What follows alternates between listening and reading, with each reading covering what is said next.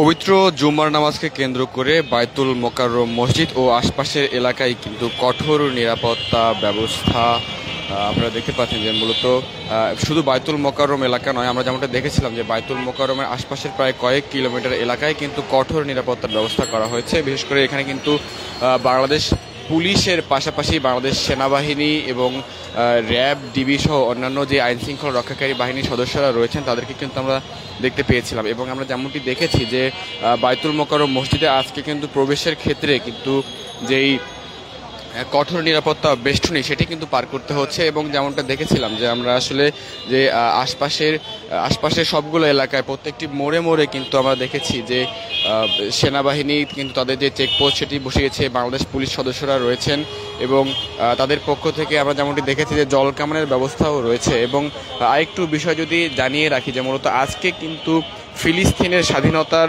দাবিতে কিন্তু এবং গাজায় যে হত্যাযজ্ঞ চালাচ্ছে ইসরায়েল সেই বিষয়গুলো সামনে আনার জন্য কিন্তু একটি বড় একটি যে বিক্ষোভ মিছিল হওয়ার কথা রয়েছে জুম্মার নামাজের পরে, এবং সেই জুম্মার নামাজের পরে যে মিছিলটি হওয়ার কথা রয়েছে সেই বিষয়টিকে কেন্দ্র করেই কিন্তু আসলে আজকে পুরো বায়তুল মোকাররম এবং বায়তুল মোকাররমের আশপাশে প্রায় কয়েক কিলোমিটার এলাকায় কিন্তু মোড়ে মোড়ে কিন্তু বাংলাদেশ সেনাবাহিনী এবং বাংলাদেশের যে পুলিশ সদস্যরা রয়েছেন এবং পাশাপাশি বাংলাদেশ যেই র্যাবের সদস্যরা যারা রয়েছেন তাদের সবাইকে নিয়ে কিন্তু মূলত একটি যে কঠোর নিরাপত্তা ব্যবস্থা সেটি কিন্তু তৈরি করা হয়েছে। এবং দেখতে পাচ্ছেন যে এই মুহূর্তে আমরা কিন্তু রয়েছি পল্টন মোড় এলাকায়, এবং এখানে কিন্তু বাংলাদেশ সেনাবাহিনীর একটি টিম রয়েছে এবং বেশ বড় একটি টিম রয়েছে এবং বাংলাদেশ পুলিশ সদস্যরা কিন্তু এখানে রয়েছেন এবং পুলিশের যেই কঠোর নিরাপত্তা সেটি কিন্তু আমরা দেখতে পাচ্ছি। এবং এর পাশাপাশি আসলে যেই জল কামান সহ আসলে প্রয়োজনীয় বিভিন্ন সরঞ্জামাদি কিন্তু রয়েছে। এবং যেমনটি আমরা দেখেছিলাম যে গত কয়েকদিন আগে কিন্তু আসলে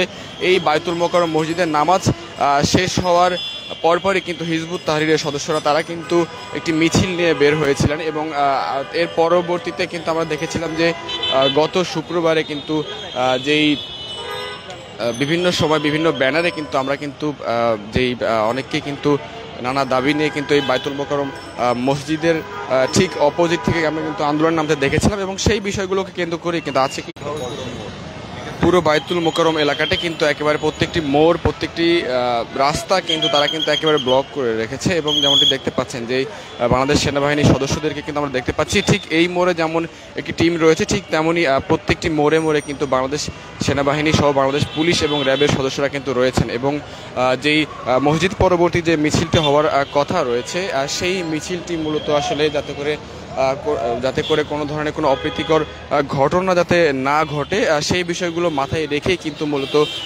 এই নিরাপত্তা বেষ্টনীটি তৈরি করা হয়েছে। এবং আমরা যেমনটি দেখেছি যে আসলে মসজিদের প্রবেশের ক্ষেত্রেও কিন্তু মুসল্লিদের যেই ছোট মাঝারি ব্যাগগুলো রয়েছে সেই ব্যাগগুলো কিন্তু ছোট মাঝারি যে ব্যাগগুলো রয়েছে সেই ব্যাগগুলো কিন্তু আসলে